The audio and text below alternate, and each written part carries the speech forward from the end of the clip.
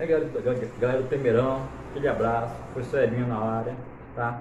Nossa aula de hoje, livro 6, tá? Início do livro 6 lá, página 1, página 2. Então, vamos falar um pouquinho sobre calor, tá ok?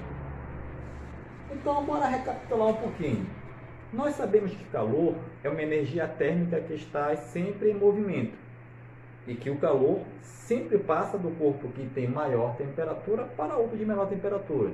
Aí te lembra, esse corpo que está cedendo calor, ele começa a baixar a temperatura, e o corpo que está recebendo esse calor, ele começa a aumentar a temperatura. Isso nós já vimos, tá? Só que, professor, eu já sei que o corpo recebe calor, aumenta a temperatura, e quando ele cede, ele diminui.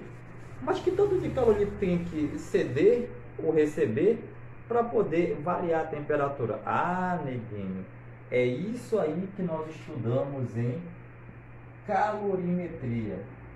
A calorimetria, ela realmente vai te dar essa quantidade de calor que o corpo recebe ou cede para aumentar ou diminuir a sua temperatura. Mas para isso temos que lembrar o seguinte, tá? Quando eu trabalho, por exemplo, com a água na escala Celsius, lembra que a escala Celsius vai ter um ponto de fusão de 0 graus e o de vaporização de 100 graus. A água, nas condições normais de temperatura e pressão, que são as CNTPs, abaixo de 0 graus, ela está no estado sólido. Entre 0 e 100, estado líquido. E acima de 100, estado gasoso. Então, esses dois valores tem que ter no seu cabeção aí, velho. Abaixo de 0, sólido, entre 0 e 100, líquido, e acima de 100, um estado que nós chamamos de estado gasoso. Por que eu estou falando isso? Porque o primeiro calor que nós vamos ver hoje é o chamado calor sensível, tá? Que é chamado de QS. Pessoal, por que calor é chamado de Q? Porque na verdade é uma quantidade de calor que eu vou ter que receber ou ceder para fazer variar a minha temperatura.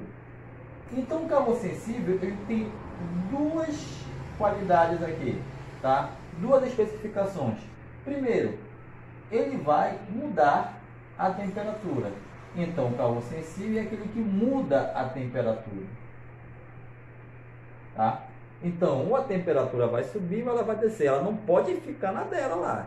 Então, obrigatoriamente no calor sensível, o corpo vai ter que estar alterando a sua temperatura, ou para mais ou para menos. E segundo, ele não muda seu estado físico. Ou seja, ele não pode mudar do sólido para o líquido, líquido para o gasoso e assim por diante. Pessoal, eu não entendi. Fique melhor aí. Por exemplo, se eu pegar uma água que estava a 20 graus Celsius e ela aqueceu até 70 graus Celsius, isso é um calor sensível, porque ele mudou a temperatura de 20 para 70, mas não mudou o seu estado físico, porque 20 graus Celsius é líquido e 70 também é líquido. Então ele muda a temperatura, mas dentro do seu estado. Ou seja, é de líquido para líquido, de sólido para sólido ou de gasoso para gasoso. Eu não posso passar de um para o outro. Beleza? E aí, neguinho, para calcular esse calor, nós usamos aqui essa fórmula. M é igual a C vezes ΔT. Nós já sabemos que esse Q é o calor, é a quantidade que ele vai receber ou ceder. Professor, o que é esse M aqui, professor? Esse M é a massa do corpo, tá? A massa que vai sofrer essa variação na temperatura. E se a massa ela pode estar em gramas, pode estar em quilogramas e assim por diante, tá? Esse ΔT aqui é a variação da temperatura, que na verdade é a temperatura final menos a temperatura inicial. E aí você já sabe, se o corpo estiver aquecendo, a temperatura final é maior do que a inicial. Se ele estiver resfriando, a temperatura inicial que é a maior. Então, resumidamente, quando o corpo aquece, quando ele aumenta a temperatura, o ΔT vai ser positivo, e quando o corpo resfria, ou seja, diminui a temperatura, esse ΔT será negativo. No caso de positivo, porque estou recebendo calor. Negativo porque eu estou cedendo calor. Beleza, só esse Czinho aqui, acho que o senhor pulou ele. Eu pulei de propósito. Esse C é chamado de calor específico. Professor, como assim? Cada material tem o seu calor específico. A água tem um, o óleo tem outro, a madeira tem outro, o ferro tem outro, o alumínio tem outro. Então não te preocupa que o valor do calor específico será dado na questão, tá? Agora toma cuidado. Calor específico não é só para você olhar lá o valor dele e jogar aqui na fórmula. O calor específico, ele te dá as grandezas que você vai usar na questão. Eu só não entendi. Vou citar aqui como exemplo. O calor específico da água, tá? Ele é igual a 1 caloria por grama grau Celsius. Professor, o que quer dizer isso aí? Quer dizer o seguinte, que se eu tenho, por exemplo, aqui, olha, aqui uma gotinha de água. Digamos que essa gotinha de água tenha a massa de 1 grama. E eu quero fazer essa 1 grama de água aumentar ou diminuir a temperatura em 1 grau Celsius. Eu quero que ela varie em 1 grau Celsius. Bora supor que eu quero que ela aumente de 10 graus Celsius para 11 graus Celsius. Eu quero que ela aumente, tenha um ΔT de 1 grau Celsius. Que ela aumente 1 grau. Quanto de calor que eu vou ter que fornecer para ela aumentar o grau? 1 caloria.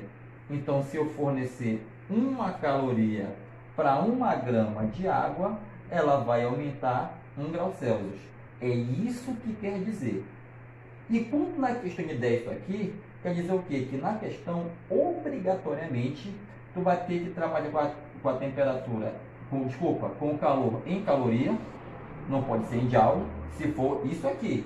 Nessa questão, vai ter que trabalhar com a massa em gramas. Se você aparecer em quilogramas, transforma para gramas.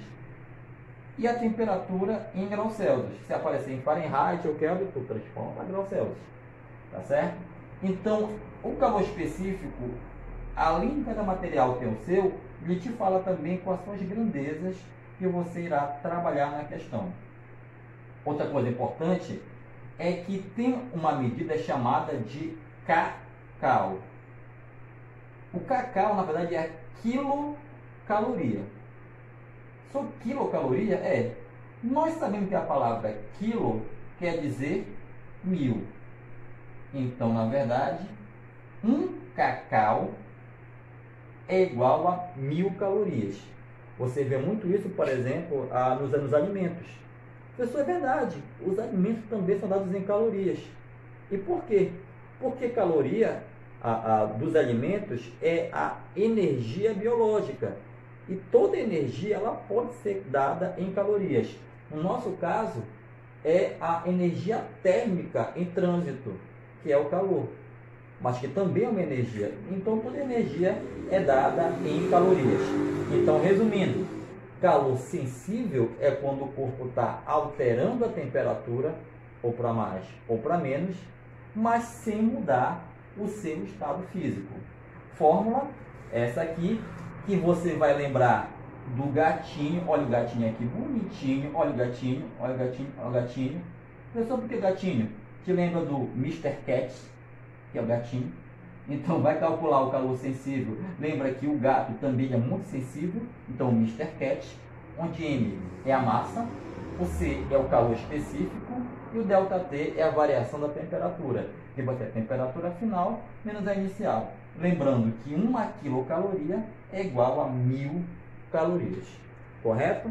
Na próxima aula, nós veremos o calor latente e algumas atividades do seu livro. Mas, por enquanto, aquele abraço, até a próxima e fique com Deus.